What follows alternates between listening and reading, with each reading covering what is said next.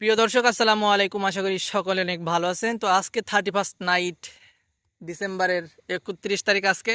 তো আমরা এখানে খেলা করি, অনেক মানুষ হয়। তো আজকে আমরা 4 জন আছি, এখানে খেলা করতেছি। তো আজকে আমাদের এখানে আছে আমাদের বন্ধু, সে নামাজ কালাম এবং একটা মসজিদে ইমামতি করে।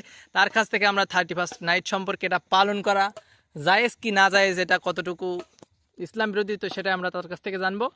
তো বন্ধু, এই যে 31 নাইট, এই যে গান বাজনা হচ্ছে, এত কিছু আছে, তুমি সে সম্পর্কে একটু কিছু বলো। السلام عليكم ورحمة الله وبركاته. الحمد لله الحمد لله وحده والصلاة والسلام على من لا نبي بعده. أما بعد، أعوذ بالله من الشيطان الرجيم. بسم الله الرحمن الرحيم. সম্মানিত উপস্থিতি, আজ আমরা এমন একটি বিষয়ে কথা বলতে যাচ্ছি, খুবই গুরুত্বপূর্ণ একটি বিষয়, 31st নাইট সম্পর্কে।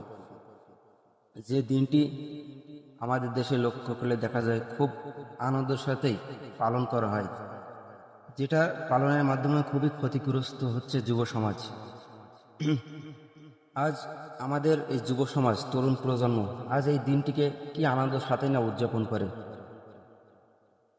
অথচ এই দিনটি আসছে কোথা থেকে? এই দিনটি আসছে হলো ইহুদি খ্রিস্টানদের সংস্কৃতি, তাদের থেকেই এই দিনটি আসছে। এবং আজ আমরা দেখুন যে মুসলিম ঘরের ছেলে মেয়ে হয়েও আজকে আমরা এই দিনটিকে কিভাবে উদযাপন করছি। আজ আমরা ভুলে যাচ্ছি আমাদের মুসলিমদের ঐতিহ্যকে, এবং আমরা আজ গোলামি করছি ইহুদি খ্রিস্টানদেরকে, নাসারাদের সংস্কৃতিকে আমরা উত্তম মনে করছি। ইসলামের সংস্কৃতিকে, তাদের সংস্কৃতিকে আমরা প্রাধান্য দিচ্ছি বেশি।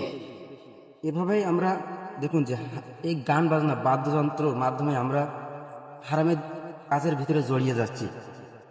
এবং আল্লাহ সুবহানাহু ওয়া তাআলা এই গান বাজনা সম্পর্কে আমাদেরকে বলছেন সূরা লুকমানের 6 নম্বর আয়াতে। আল্লাহ সুবহানাহু ওয়া তাআলা আমাদেরকে বলছেন, ওয়ামিনান নাসি মান ইয়াশতারিল আউয়াল হাদিস লিইউদিল্লা আন সাবিলিল্লাহি বিগাইরি ইলম ওয়া ইয়াত্তাখিযাহা হুজুওয়া উলাইকা লাহুম আযাবুন মুহিন। যে আল্লাহ সুবহানাহু ওয়া তাআলা এখানে বলছেন যে পক্ষান্তরে অনেকে এমনও আছে না জেনে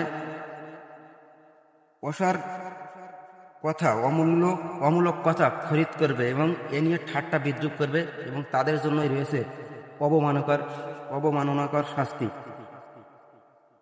এখানে আল্লাহ সুবহানাহু ওয়া তাআলা এই গান বাজনা বাদ্যযন্ত্র সম্পর্কে আল্লাহ সুবহানাহু ওয়া তাআলা আমাদেরকে বলছেন, এবং আল্লাহ রাসূল সাল্লাল্লাহু আলাইহি ওয়াসাল্লাম আমাদেরকে বলছেন যে যখন কোনো কওমের ভিতরে, জাতির ভিতরে গান বাজনা প্রসার লাভ করবে, তখন ওই কওমের উপরে আল্লাহ সুবহানাহু ওয়া তাআলা আযাব এবং গজব নিমজ্জিত করে দিবেন।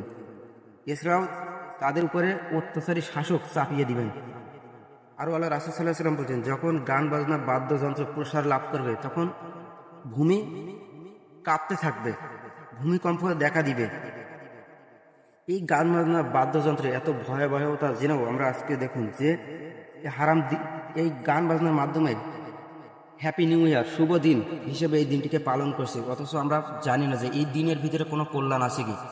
এই কুফরি আকীদা লালন করার মাধ্যমে আমরা শিরক, এক কথায় এই দিনটাকে পুজো করছি। এই দিনটা পুজো করার মাধ্যমে আমাদেরকে ইসলাম এবং ঈমান ভেঙে যাচ্ছে, কিন্তু সেদিকে আমাদের কোনো লক্ষ্য নাই। অথচ আমাদের চাওয়া পাওয়াটা এমন হওয়া উচিত ছিল যে আল্লাহ সুবহানাহু ওয়া তাআলার কাছে আমাদেরকে বিগত এক বছরে যে গোনাগুলো, ভুল ত্রুটিগুলো হয়ে গেছে, এর জন্য তাওবা করা, এবং আল্লাহ সুবহানাহু ওয়া তাআলার কাছে অধিক পরিমাণে প্রার্থনা করা উচিত যে আমাদের আগামী বছরটা যেন আমাদের আল্লাহ সুবহানাহু ওয়া তাআলার ইবাদতের মাধ্যমে কাটাতে পারি, এবং আল্লাহ সুবহানাহু ওয়া তাআলার যেন আল্লাহ সুবহানাহু ওয়া তাআলা যেন আমাদেরকে সকলকে 5 ওয়াক্ত সালাত আদায় করার তৌফিক দান করুক, এবং এমন হারাম কাজ থেকে বিরত থাকার তৌফিক দান করুক। সকলে বলে আমিন। সুবহানাকাল্লাহুম্মা আশহাদু আল্লা ইল্লা আনতা আস্তাগফিরুকা ওয়া আতুবু ইলাইক।